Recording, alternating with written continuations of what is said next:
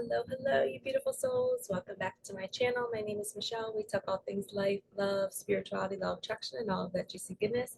We are here for our weekly energy reading for the second week in, oh my gosh, I almost just said November. That's wild. The second week in September. I have my Light Seers Tarot. I got all my black and white on today. I even have black and white rings on. I got my socks on. I'm feeling the yin yang energy, the polarity, the masculine, the feminine. So we have Light Seers Tarot. We have Micah Magic. And then we have the Ever Unfolding Heart, which the Micah Magic and this deck are the two decks that I created. This one has about, I think, 45 cards. This one has 100.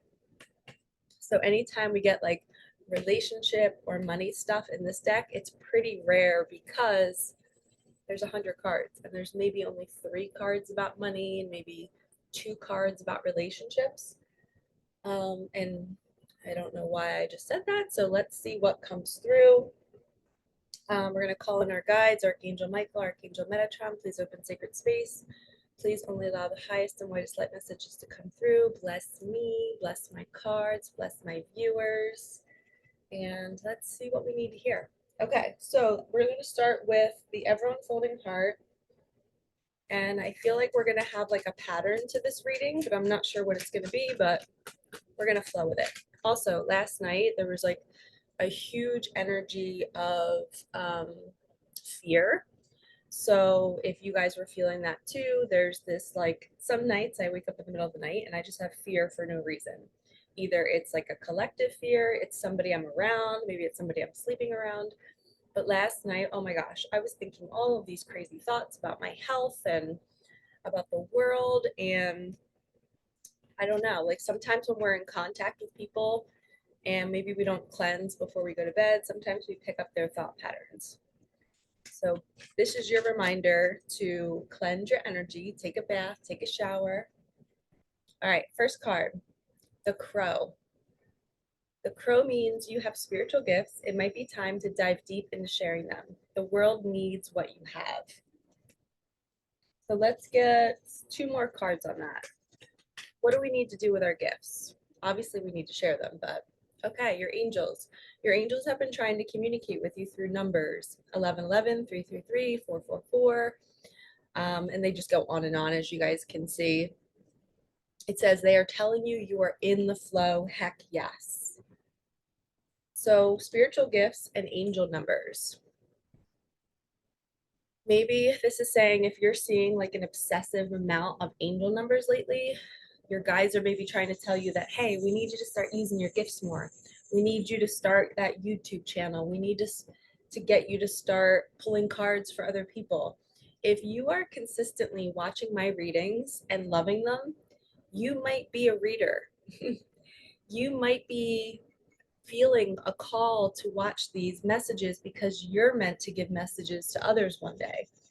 I can't tell you guys how many people have signed up for my mentorship program and they end up being readers because we're an energy match. So if they're signing up with me and that's what I do, a lot of times it's what they're meant to do. And I'm meant to show them the way.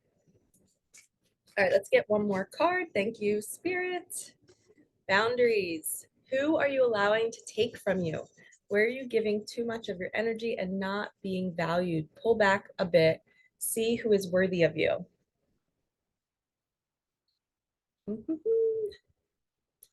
Take a deep breath right now and think about the people in your life who are not leaving you feeling better. And maybe they upset you more than they make you happy. Don't make excuses for them. Pull your energy away. Don't give them access to you, and they have to level up to be around you. And the right side of my head is pounding as I just said that.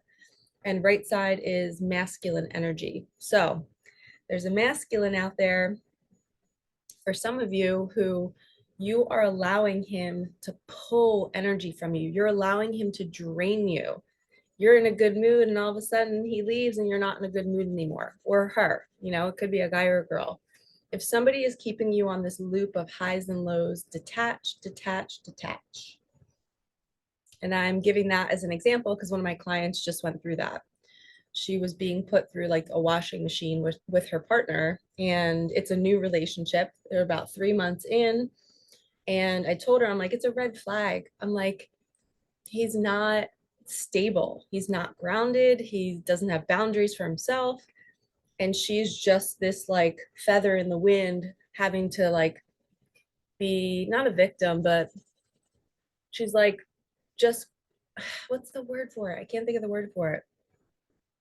She's like succumbing to his energy, or it's basically whatever energy he's in, she has to adjust to, which is mimicking her childhood. Her childhood is she had to manipulate who she was to fit the needs of others. And when you're around somebody who you don't know if they're going to be in a bad mood or a good mood, you are now, your nervous system is in overdrive, because now you're looking at the situation going, it's not safe just to be me. I have to adhere to somebody else's energy. So if you're going through that, pull your energy back. You deserve better. Set those boundaries. Well. King of Pentacles. Somebody has all of their finances in order. Maybe they're thinking about their finances. Maybe you need boundaries around your finances. We're going to get more cards on this. This could also be divine masculine energy. This is a grounded man. He's calm, he's patient, he knows money comes to him. He's a lover of animals. The white hair represents his wisdom, and he's smart, and he knows what he wants, and he's not going to chase something, but he's going to pursue. Okay, he doesn't chase panicked or desperate, he pursues. I'm going to get a Micah magic on that. What about that King of Pentacles, Spirit? What about that King of Pentacles? Thank you. Wow. He's deciding between two options. Maybe a karmic partner, maybe whether to leave a marriage. Maybe there's two options of people that, maybe even with my client, she's dating this guy for 3 months, but there's another guy kind of on her radar, and she's like now having to make a choice. She doesn't really know the other guy that well, but this guy's already showing red flags. So I told her, why not just let go? If it's meant to be, it'll come back. So if you're sitting there deciding between, I don't know, this is really good what I have, but what if there's something better? And obviously the grass isn't always greener. We have to water it where we are and then watch it grow and see if it's, expanding and growing together, you and your partner. But when you're deciding between two options, you always want to be really practical, but also really nurturing to yourself and be like, what do I need right now? Like, I get to choose my life. Like, if you've suffered in your lifetime, you're going to be like, I'm not putting up with bullshit. I'm not putting up with somebody who doesn't value me. I'd rather be alone. I'd rather be alone because I can value myself. My one client said that to me the other night. She's like, I'd rather be alone. If somebody's not going to show up for me the way I want them to show up for me, why am I going to nurture them and have to nurse them into it? And I believe it's a balance. So I was trying to like pull her off of her high horse and say, listen, like some people need to be taught how to love you. Maybe they do, or they're good people and they know how to love, but maybe we all have different needs and they're not meeting your needs because you haven't verbalized it yet. So we have to really think about when we're deciding between partnerships. And I don't know why I just heard career and money. Maybe this is a specific message for somebody out there. Maybe you're deciding between two different careers and you're wondering if you should take a leap of faith, but you're scared. Because the way I just laid the cards out, I put it like this. And this card is really like a money card and earthly possessions.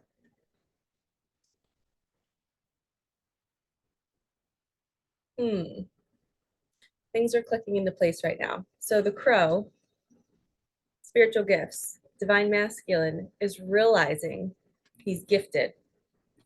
He's starting to see all the angel numbers. He's learning to set boundaries. He's finally seeing who has been taking from him. He's realizing that, oh my gosh, I've been giving my energy to the wrong person. I was duped. They're childish, they're immature, they're vindictive. And he's finally deciding between the two options. And he's saying, oh my gosh, I see clearly now. I'm choosing whatever option it is. Okay, that makes sense now. And when I say divine masculine, it could be a male or a female. It doesn't matter. Okay. Sometimes I think I'm the divine masculine in my situation. And what's funny is I wore me and my niece Eva, we love the yin yang. So I got her part of the yin yang and I got another part and I got the masculine. I have the yang, the white part, and she has the yin, which is the black. Your desires are coming this week. Let's ask Spirit what desires. What is coming? Thank you. Okay. Okay, it will come at the end of the month now. They're coming this week and at the end of the month. And momentum. If you see horses, if you see signs of horses, if you start to feel like your life starts to pick up out of nowhere and you're like, oh my God, this is so cool. So much is happening. I just met this person, or this person just asked me out, or I just got a message from my divine masculine who I haven't talked to in like 5 years. That kind of a momentum is coming. So we have desires are coming this week. More will be coming at the end of the month. And it's going to be, it's almost like maybe this week starts the momentum and then it builds and builds and builds. And then by the end of this month is when things are really going to start to change.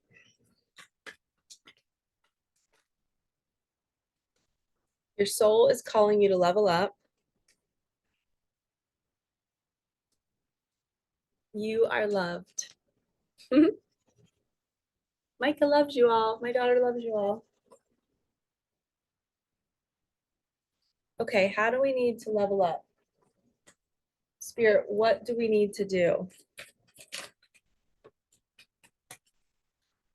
I just had a thought that I could sit out here and do this all day long. I love doing this for you guys. All right, we need to level up by working with our inner child. This says, what would your inner child want to do today? Playground, movies, paint, be outside, which is funny because I just literally said I would do this all day for you guys. This is my inner child coming out. Strap your little self in the seat next to you and go. Self-love is needed now and always. And I just heard the middle of the night anxiety and stress and fear that you guys might be going through, or the middle of the day, whenever you're experiencing it. That's when you need to step out of your mind and literally go do something your inner child will want to do. Go to the movies by yourself. That was one of my favorite things to do when I spiritually awakened, is I would start to go places by myself. I would go to the movies, I would go to new coffee places, and I didn't even like drink coffee back then, but I would just go and like get like an iced tea or something, and I would just sit in the cafe and just watch people and just like bring a book to read or maybe pull cards for myself. I loved being out and about by myself and like learning how to just be with myself. I had never done that before. Okay, what do I want to do next? What message do we need to hear? So we have to play, we have to get our inner child to come out and play. And this just reminds me, I was with a woman the other day and we were talking about how she had this awakening moment. She's already spiritually awakened and she's been like this for years. And she had another awakening where she was at her parents' house and she found an old photo of herself from when she was like 6 or 7 years old. And all of a sudden, she felt all of this emotion. She felt so sorry for that little girl because in that moment, she saw the love that she didn't get from her parents. So she's literally in her parents' house, looking at a photo of herself, crying, knowing her parents are like right in the other room. And she started to feel like anger and frustration at her parents for not treating this young child who's her with love and with compassion. And it was like an awakening moment, like, holy cow, I am reconnecting with that younger version of me. And I'm so sad that she didn't get what she deserves. I want to give her that love now. And that's actually why I created this card when I created this deck.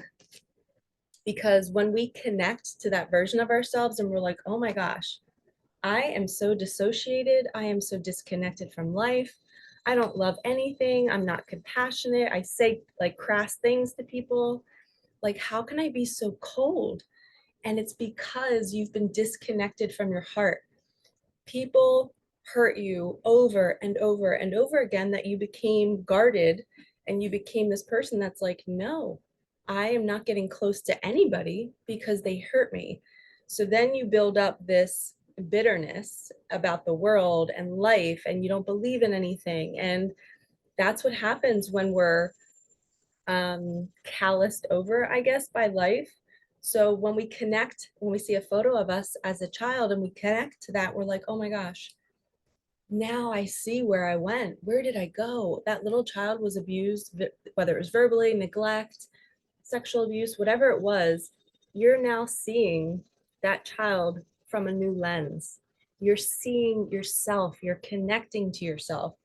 And when you finally connect to yourself, your heart just breaks open and you start to love everything.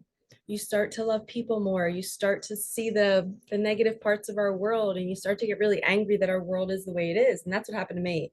When I spiritually awakened, I found so much love and compassion for everybody. But then I saw the darkness and I was like, I hate our world. Oh my gosh, I can't believe we've gotten to this point. Um, and there's like so much of that shadow they talk about um, in our world. And I don't ever want to talk about it on my channel because I don't want to bring any kind of low vibration in. But do your research. There's darkness in our world. There are things that our government does. There are things that they are doing to us to keep them rich. So we have to reconnect with that little inner child in us and make sure we're taking care of them from here on out, because the world sometimes isn't safe and we have to be here to protect us. And when we start to become more loving and we take care of that inner child, we go to the movies, we do things with ourselves, we are now in charge of spreading that good energy to other people so that we can override the darkness in our world and what's going on. And I believe it's 2023 when I'm filming this. I believe that we are all, it's the Great Awakening. We're all waking up and we're coming online to the fact that there is darkness in our world and we have to overpower it. We have to bring more people like us out, sharing our gifts, spreading this good energy, good light, and we have to make a change in the world. And when we're adding to the negativity, the hatred, the frustration, that's only because those people are calloused over. So we need to help them awaken so that they can stop putting that negativity out and feeding the fear and feeding that aspect of our world, which is very unique. I'm piecing it all together why I'm wearing all that I'm wearing today, the black and the white, the yin and the yang. Guess what it is? It's the light and the dark, the polarity, the light versus the dark.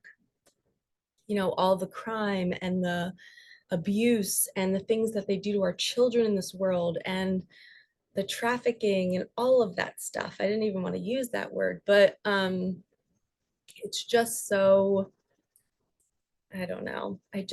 We have to create a new earth, and our job is to spread good energy and to not focus too much on that stuff and to focus on the light. So we're going to get back to the light. But thank you for listening to that rant. I know you guys agree. Our world needs to get better. And I believe we all incarnated in these bodies at this age and this stage of the game to help. Yep. And look, this is the death and rebirth. We're saying goodbye to that old version of the way the world was. The abuse, the trauma, everything we've been through as children, we're saying no more. We're breaking the cycle. And this is the awakening card. You're going down this like long spiral staircase to find the root of who you are. And then this light switch turns on and you're like, I'm awake. I understand life now. I understand the universe. I understand that I am the spiritual being in this body and I'm meant for more. This is a huge awakening card. And this is also similar. You can see the light coming out of the center of both. I still think this is about divine masculines too. I think it's all an awakening for them. And the momentum is coming. It's going to happen fast. Wow. This is your every hope, your every wish, your every dream is meant to become your reality. You're wishing upon a star and it's actually happening. You can have your dreams. You know, when we're not awake, we don't realize that our dreams are actually meant to happen. And then when we spiritually awaken, we believe in possibility and we're like, oh my gosh, is this real life? Can this really happen? Oh my gosh. So it's almost like people are starting to see these signs and synchronicities and they're believing in the magic. Okay, let's do 3 more Micah magic. Starting to get a little hot out here. I'm gonna go inside in a little bit, edit some more videos. Yes, this goes along with the star card so well. You're believing in the magic. You know that you're the magician in your life, or maybe Divine Masculine is learning that he's the magician. Everything that's happening in our lives, whether they're breaking down or getting better, it's all for us and it's taking us to our wishes, our desires. I also just heard, if you're looking to manifest, put aside this whole reading right now. If you want to be a magician, every single night you need to be doing what she's doing. Right before bed, you need to be grabbing your hands, putting them on your heart, putting them on your chest, and saying, universe, I am so worthy of having ... I am so grateful now that I'm ... You are being the person that has it, and you're thanking the universe for already bringing it to you. And then you're going to lay in your imagination and think of, what does it feel like to be in my dream home? Am I walking down the steps? Am I saying good morning to my husband or my wife and she's making coffee for me?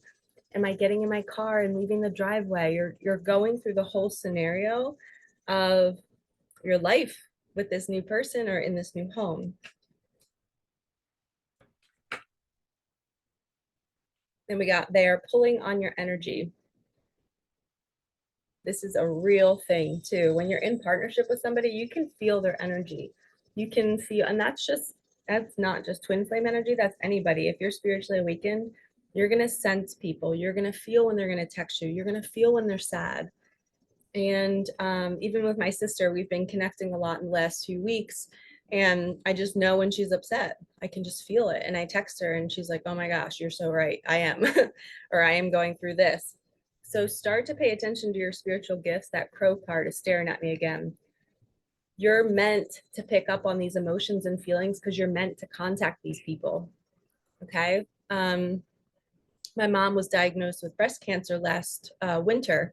And before she was diagnosed, I had a dream and it was just this like blank space. It was like we were in outer space. I was in my bed in the dream and I heard, Michelle, Michelle. And it was just like a soft, like, it was like my mom was speaking to me from the galaxy.